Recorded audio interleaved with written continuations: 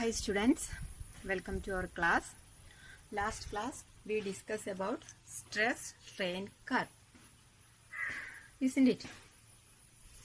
Today we are discussing about a new topic, elastic modulus. So previous classes il nammal elasticity endanu padichu. എന്തായിരുന്നു elasticity എന്ന് പറയുന്നത്?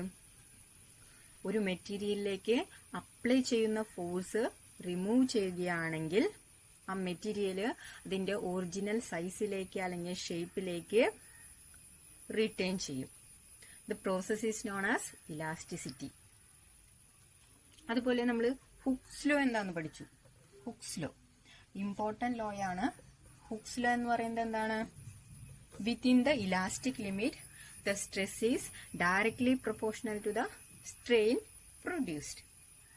നമ്മൾ അതിനെ represent ചെയ്തത് stress directly proportional to strain. ഇവിടെ നമ്മൾ നോക്കുകയാണെന്നുണ്ടെങ്കിൽ ഇതിന് ഒരിക്കലും ഒരു ഇക്വേഷൻ ആയിട്ട് കൺസിഡർ ചെയ്യാനായിട്ട് സാധിക്കില്ല. കാരണം ഇക്വേഷൻ ആവണമെങ്കിൽ ഒരു ഈക്വൽ സൈൻ വേണം.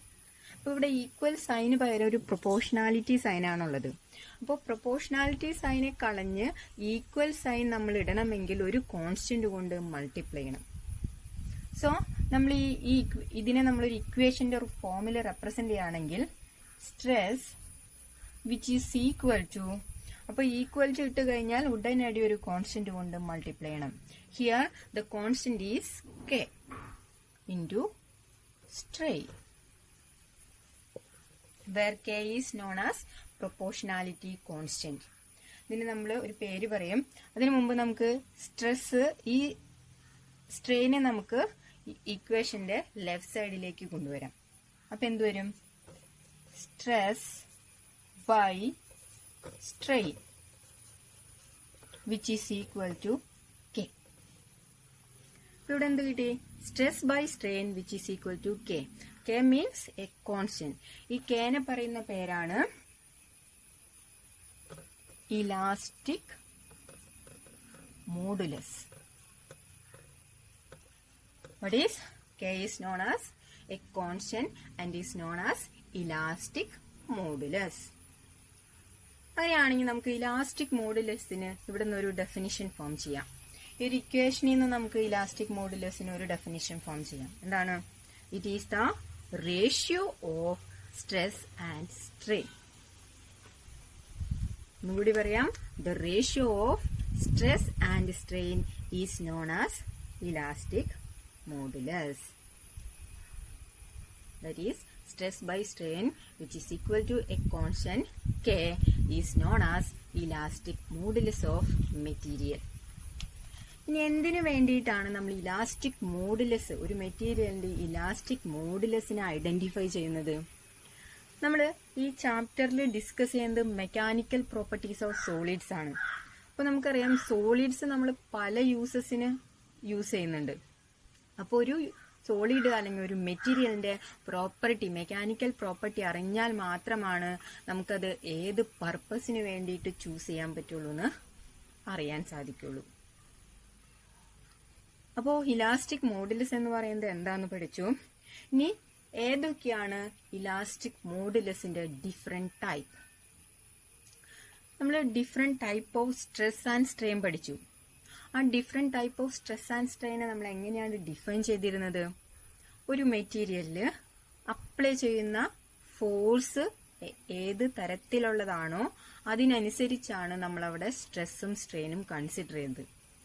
അതേപോലെ തന്നെ ഒരു മെറ്റീരിയലിൽ അപ്ലൈ ചെയ്യുന്ന ഫോഴ്സിനെ ബേസിസില് ഡിഫറെന്റ് ടൈപ്പ് ഓഫ് ഇലാസ്റ്റിക് മോഡുലസുകൾ ഉണ്ട്.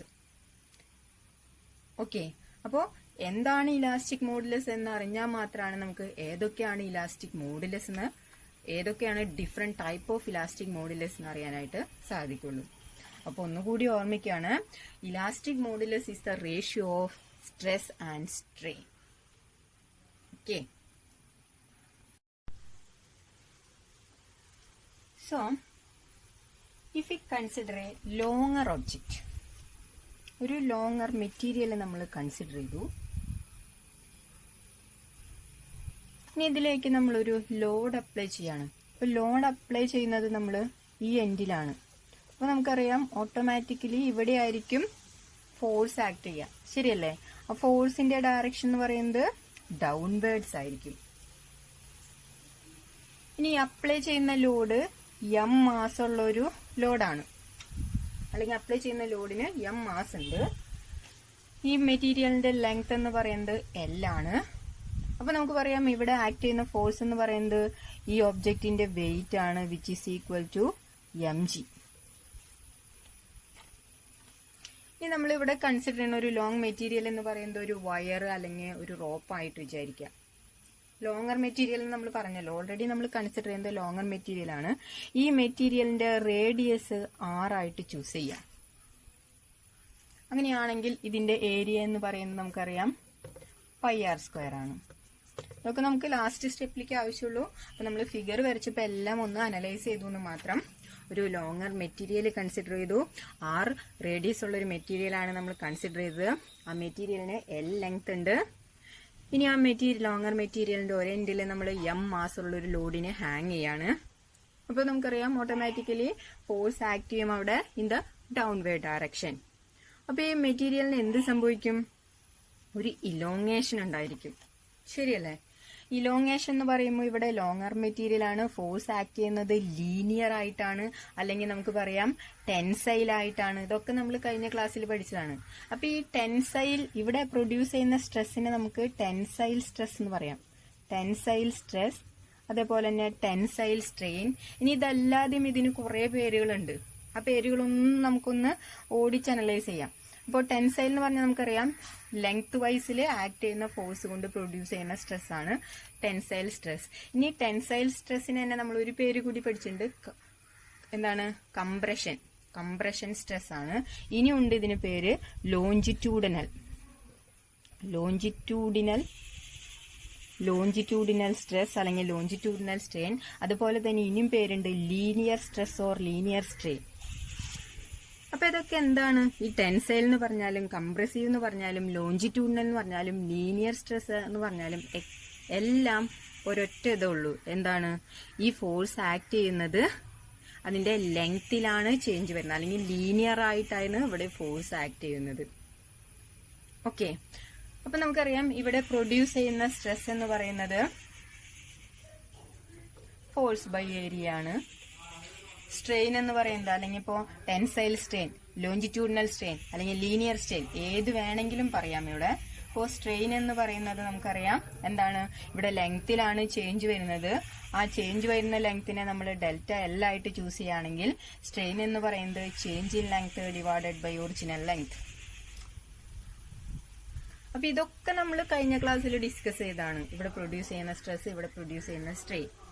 ഇനി നമുക്ക് ഇവിടെ അറിയേണ്ടത് elastic modulus of this material. അപ്പോ ഇവിടെ ഫോഴ്സ് ആക്ട് ചെയ്യുന്നത് ഇതിന്റെ ലെങ്തിലാണ് അല്ലെങ്കിൽ ടെൻസൈൽ ആയിട്ടാണ്. അപ്പോ ഇവിടെ പ്രൊഡ്യൂസ് ചെയ്യുന്ന ഇലാസ്റ്റിക് മോഡുലസിനെ പറയുന്ന പേരാണ് യങ്സ് മോഡുലസ്. Y അതിനെ ഡിനോട്ട് ചെയ്യാം Y, ക്യാപിറ്റൽ Y എന്ന് പറയുന്ന ലെറ്റർ കൊണ്ടാണ്. അപ്പോൾ ഒരു ഫോഴ്സ് ഒരു ലോങ് ആയിട്ടുള്ള മെറ്റീരിയലിലേക്ക് ഒരു ലീനിയർ ഫോഴ്സ് ആക്ട് ചെയ്യുകയാണെങ്കിൽ അവിടുത്തെ ഇലാസ്റ്റിക് മോഡുലസ് എന്ന് പറയുന്നത് യങ്സ് മോഡുലസ് ആയിരിക്കും. യങ്സ് മോഡുലസ് എന്ന് പറഞ്ഞാൽ നമുക്കറിയാം സ്ട്രെസ് ബൈ സ്ട്രെയിൻ ആണ്. അപ്പൊ ഇവിടത്തെ കേസിൽ നമുക്ക് യങ്സ് മോഡുലസ് എന്ന് പറഞ്ഞാൽ എന്തറിയാം?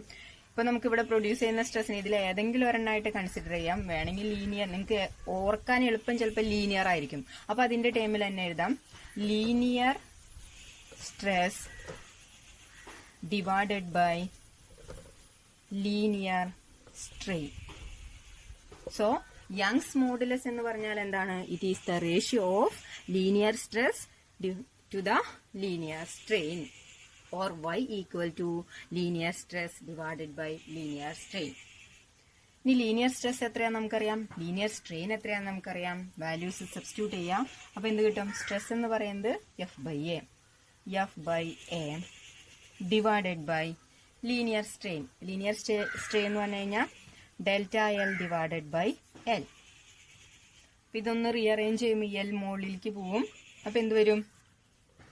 Which is equal to FL divided by A into delta L. So Young's modulus എന്ന് പറയുന്നത് force into length divided by area into change in length.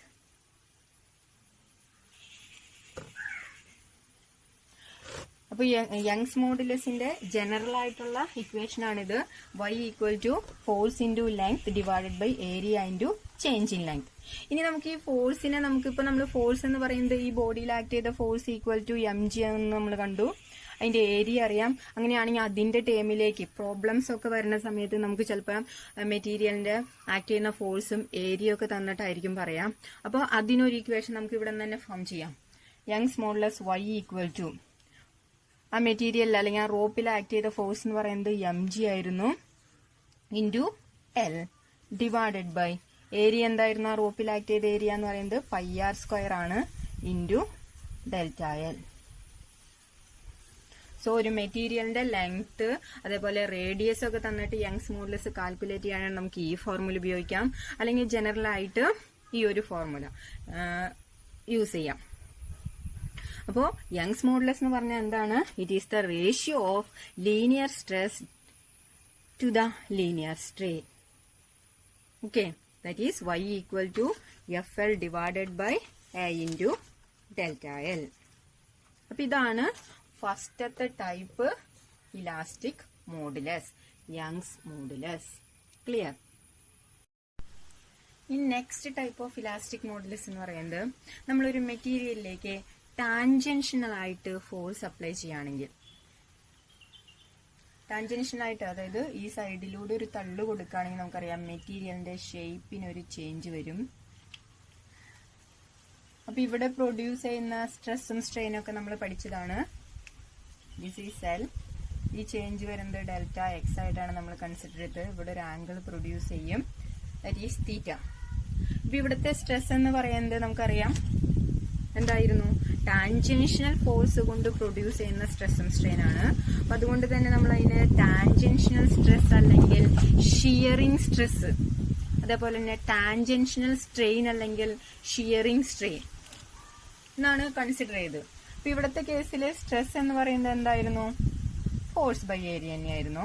അതേപോലെ തന്നെ ടാൻജൻഷ്യൽ അല്ലെങ്കിൽ ഷിയറിംഗ് സ്ട്രെയിൻ എന്ന് പറയുന്നത് which is equal to എന്തായിരുന്നു, delta X by L, that is equal to theta എന്ന് പറഞ്ഞാണ് നമ്മൾ കൺസിഡർ ചെയ്തത്. ശരിയല്ലേ? ഷിയറിംഗ് സ്ട്രെയിൻ എന്ന് പറയുന്നത് തീറ്റ. സോ നമുക്ക് ഇവിടുത്തെ ഇലാസ്റ്റിക് മോഡുലസ് എന്താണെന്ന് നോക്കാം. അപ്പോ ഫോഴ്സ്, ടാൻജൻഷ്യൽ ഫോഴ്സ് കൊണ്ട് പ്രൊഡ്യൂസ് ചെയ്യുന്ന ഇലാസ്റ്റിക് മോഡുലസിനെ നമ്മൾ പറയുന്ന പേരാണ് shear modulus. Shear modulus or ഒരു പേരും കൂടി പറയും rigidity modulus. Shear modulus or rigidity modulus. ഇതിനെ റെപ്രസെന്റ് ചെയ്യുക ക്യാപിറ്റൽ G എന്ന ലെറ്റർ കൊണ്ടാണ്. അപ്പോൾ second type of elastic modulus എന്ന് പറയുന്നത് shear modulus or rigidity modulus. അപ്പൊ ഇവിടുത്തെ കേസിൽ ഷിയർ മോഡുലസ് അല്ലെങ്കിൽ റിജിഡിറ്റി മോഡുലസ് എന്ന് പറഞ്ഞാൽ എന്താണ്, which is the tangential force കൊണ്ട് പ്രൊഡ്യൂസ് ചെയ്യുന്ന. So it is the ratio of elastic modulus എന്ന് പറയുമ്പോൾ സ്ട്രെസ് ബൈ സ്ട്രെയിൻ ആണ്. അപ്പൊ ഇവിടുത്തെ സ്ട്രെസ് ബൈ ഇവിടുത്തെ strain, that is tangential stress divided by tangential strain. അതല്ലാന്നുണ്ടെങ്കിൽ ഇതിന് shear stress divided by shear strain, ഏതായാലും കുഴപ്പമില്ല. ഇനി അതിന്റെ വാല്യൂസ് അപ്ലൈ ചെയ്യണമെങ്കിൽ എന്ത് വരും, സ്ട്രെസ് എന്ന് പറയുന്നത് ഇവിടെ ഈ കേസിൽ ഫോഴ്സ് ബൈ ഏരിയ ആണ്, ഡിവൈഡഡ് ബൈ സ്ട്രെയിൻ എന്ന് പറഞ്ഞാൽ ഷിയർ സ്ട്രെയിൻ എന്ന് പറഞ്ഞാൽ തീറ്റ ആണ്, by theta. That is rigidity modulus അല്ലെങ്കിൽ ഷിയർ മോഡുലസ് G എന്ന് പറഞ്ഞാൽ F ബൈ A തീറ്റ. നമ്മുടെ second type of elastic modulus ആണ് ഷിയർ മോഡുലസ് അല്ലെങ്കിൽ rigidity modulus G equal to F by A തീറ്റ.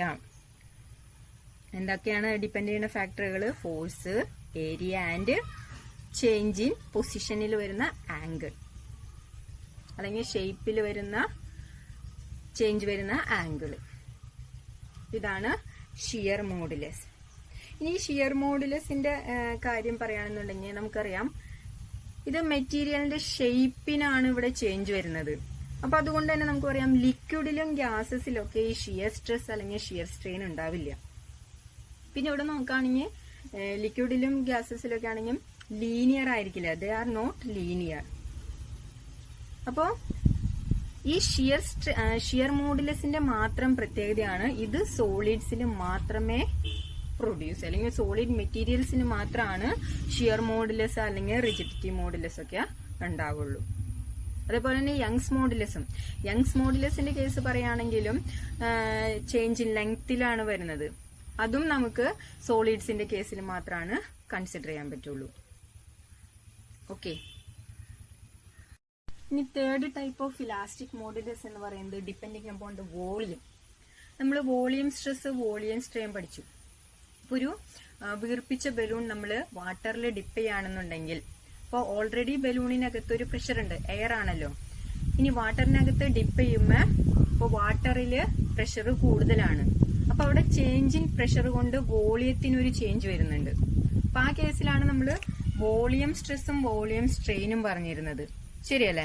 അപ്പോൾ വാട്ടറിൽ ഡിപ്പ് ചെയ്ത് കഴിഞ്ഞാൽ ബലൂണിന്റെ വോളിയം ഡിക്രീസ് ചെയ്യും. ബലൂണിനകത്ത് നിറച്ചിരിക്കുന്ന ആ എയർ അതെന്തെയും കംപ്രസ് ചെയ്ത് ആ ബലൂണിന്റെ വോളിയം ഡിക്രീസ് ചെയ്യും.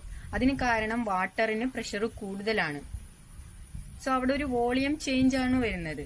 അപ്പൊ അതിന്റെ കേസിൽ നമ്മൾ അവിടുത്തെ സ്ട്രെസ്സും സ്ട്രെയിനും പഠിച്ചിരുന്നു. വോളിയം സ്ട്രെസ് എന്ന് പറയുന്നത് ഫോഴ്സ് ബൈ ഏരിയ ആണ്. ഇതിനെയാണ് നമ്മൾ ചേഞ്ച് ഇൻ പ്രഷർ എന്ന് വിളിച്ചത്. അതേപോലെ തന്നെ സ്ട്രെയിൻ എന്ന് പറയുന്നത് വോളിയം സ്ട്രെയിൻ ആണ്, which is equal to change in volume divided by original volume ആയിരുന്നു.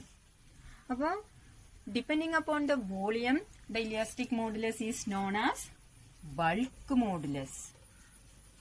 ബൾക്ക് എന്ന് പറയുമ്പോൾ തന്നെ നമുക്കറിയാം അതിന്റെ സൈസ് അല്ലെങ്കിൽ ക്വാണ്ടിറ്റി ആണ് റെപ്രസെന്റ് ചെയ്യണത്, അല്ലെ? ഹെവി മെറ്റീരിയൽ, അങ്ങനെയാണ് ബൾക്കിന്റെ മീനിങ്, അതല്ലേ? അപ്പൊ വോളിയമായിട്ട് ഡിപ്പെൻഡ് ചെയ്യുമ്പോൾ ആ ഇലാസ്റ്റിക് മോഡുലസിനെ പറയുന്ന പേരാണ് ബൾക്ക് മോഡുലസ്. ബൾക്ക് മോഡുലസിനെ നമ്മൾ റെപ്രസെന്റ് ചെയ്യുക ക്യാപിറ്റൽ കെ കൊണ്ടാണ്, ക്യാപിറ്റൽ കെ. അപ്പോൾ third type of elastic modulus എന്ന് പറയുന്നത് on depending upon the volume it is known as bulk modulus K. അങ്ങനെയാണെങ്കിൽ ബൾക്ക് മോഡുലസിന് നമുക്കൊരു എക്സ്പ്രഷൻ കണ്ടുപിടിക്കാം, സ്ട്രെസ് ബൈ സ്ട്രെയിൻ അല്ലേ? അപ്പൊ ഇവിടെ പ്രൊഡ്യൂസ് ചെയ്യുന്നത് വോളിയം സ്ട്രെസ് ആണ്. Volume stress divided by volume strain. അപ്പൊ എന്ത് വരും? Volume stress divided by volume strain. Volume stress എന്ന് പറഞ്ഞു കഴിഞ്ഞാൽ എഫ് ബൈ എന്ന് പറഞ്ഞു കഴിഞ്ഞാൽ ചേഞ്ച് ഇൻ വോളിയം ആണ്. Therefore delta P divided by delta V by V, that is equal to v into delta p divided by delta v. അപ്പോൾ rigidity modulus എന്ന് പറയുന്നത് എന്താണ്? അവിടെ വോളിയം ആയിട്ടാണ് അതിന് ഡിപ്പെൻഡൻസി വരുന്നത്. So volume into change in pressure divided by change in volume. So these are the different type of elastic modulus. ഏതൊക്കെയാണ് ഒന്നുകൂടി പറയാം. First one is Young's modulus capital Y. ഇനി Young's modulus എന്ന് പറഞ്ഞാൽ എന്താണ്? It is the ratio of linear stress to the linear strain. That is FL divided by A into delta L. ഇനി second type എന്ന് പറയുന്നത് rigidity modulus അല്ലെങ്കിൽ shear modulus. Capital G എന്ന് പറയുന്നത് it is the ratio of shearing stress to the shearing strain, that is F divided by A into theta. ഇനി third type of elastic modulus എന്ന് പറയുന്നത് bulk modulus ആണ്. That is capital K is the ratio of volume stress to the volume strain. That is V into delta P divided by delta V. അപ്പോൾ ഒരു material, solid material, അതിന് ഇവിടെ നോക്കുകയാണെങ്കിൽ bulk modulus എന്ന് പറയുന്നതിന് ഒരു പ്രത്യേകതയുണ്ട്. ഈ ബൾക്ക് മോഡുലസ് വോളിയമായിട്ട് ഡിപ്പെൻഡ് ചെയ്തുകൊണ്ട് ഗ്യാസസിലും അതൊക്കെ അറിയും. ബാക്കി യങ്സ് മോഡുലസ് അതേപോലെ തന്നെ റിജിഡിറ്റി മോഡുലസ് ആണെങ്കിൽ സോളിഡ് മെറ്റീരിയൽസിന് മാത്രമേ ഉണ്ടാവുള്ളൂ. പക്ഷെ ലിക്വിഡിലും ഗ്യാസസിലൊക്കെ ബൾക്ക് മോഡുലസ് മാത്രമേ ഉണ്ടാവുള്ളൂ. ഇനി സോളിഡ്സിലാണെന്നുണ്ടെങ്കിൽ 3 ടൈപ്പും ഉണ്ടാവും. ഓക്കെ, യങ്സ് മോഡുലസും റിജിഡിറ്റി മോഡുലസും ബൾക്ക് മോഡുലസും ഉണ്ടാവും സോളിഡില്. പക്ഷേ ലിക്വിഡ് ആൻഡ് ഗ്യാസസില് only bulk modulus is exist. Clear?